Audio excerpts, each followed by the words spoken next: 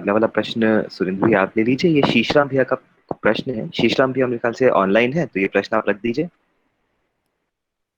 भैया मैं ऐसे पूछना चाहता था कि बाबा जी ने लिखा है कि जीवन का लक्ष्य सुखी होना है, जीवन का लक्ष्य सुखी होना है, फिर भी मानव अपराध करता है क्योंकि वह अपराध में अपना सुख ढूंढता है या मानता है। वो ये धारणा जीवन में ही बनी हुई है। अगर ये धारणा जीवन में ही बनी है तो जीवन इस धारणा को कैसे तोड़ पाएगा या कैसे इस धारणा से मुक्त हो पाएगा? थोड़ा स्पष्ट कर देंगे। बिल्कुल शीशाम भैया, बहुत बढ़िया है ना। आपका प्रश्न तो बहुत बहुत स्पष्ट है ना। तो हाँ। सही बात है, जैसा हम देख रहे हैं कि अभी हमने बात की थी जागृति क्रम की, है ना। तो मानव का धर्म तो सुखी होना ही है और वो सुखी होना चाहता है ना। तो मानव जब से इस धरती पर प्रकट हुआ है तो प्रकृति में जो स्थिति है वो ऐसी है कि वो समझदार पैदा नहीं होता है ना।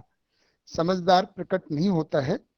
उसके लिए मानव जाति में ही, मानव परंपरा में ही शोध होता है, अनुसंधान होता है ना।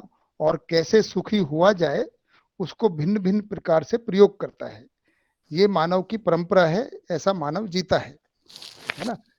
तो जब तक समझदार नहीं होता है मानव भ्रमित रहता है और भ्रमवश ही गलती अपराध करता है, परंतु उससे दुखी भी होता है क्योंकि अस्तित्व में ऐसा नियम नहीं है कि अपराध करके और गलती करके सुखी हो जाए। तो ये असमंजस की स्थिति बनी रहती है। इसके फलस्वरूप ही वो किसी खोज, किसी अनुसंधान के लिए प्रवृत्त होता है ना। वो अनुसंधान के लिए निकलता है और जैसे जैसे अनुसंधान और शोध करता है, सुखी होने की विधियां प्राप्त करने का प्रयास करता है।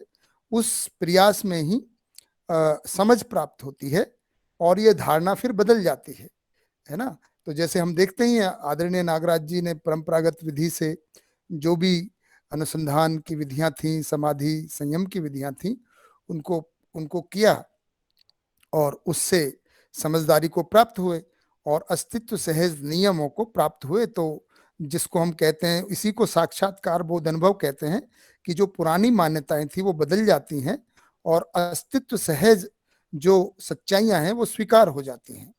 तो ये मानव में ही समझ के द्वारा, और किसी ने अनुसंधान कर लिया तो वो फिर सारी मानव जाति को प्राप्त हो जाता है और फिर मानव ही शोध पूर्वक उसको अध्ययन कर, समझ कर अपनी ही मान्यताओं को, जिसको आप धारणा कह रहे हैं, है ना, मान्यताओं को बदल लेता है और फिर सुखी होता है।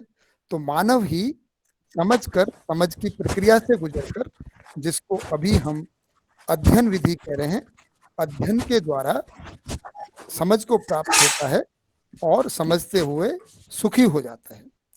यही प्रक्रिया मानव जाति में है शीशाम भैया, इतना मुझे इसमें लगता है। हाँ ठीक है भैया। अभी अशोक भैया जी भी बता रहे थे कि वो मानव अपनी कल्पना के आधार पर संसार को बदलना जी चाहता है। तो वो झूठी परंपराएं हैं, ऐसे वो कल्पना करता रहता है। जो झूठी कल्पनाएं हैं संसार के नियमों को अपन नहीं बदल पाते, इसलिए अपन सुखी नहीं हो पाते। जी उससे भी स्पष्ट हुआ और आपने बताया बहुत बढ़िया स्पष्ट हुआ। धन्यवाद भैया। जी भैया, धन्यवाद।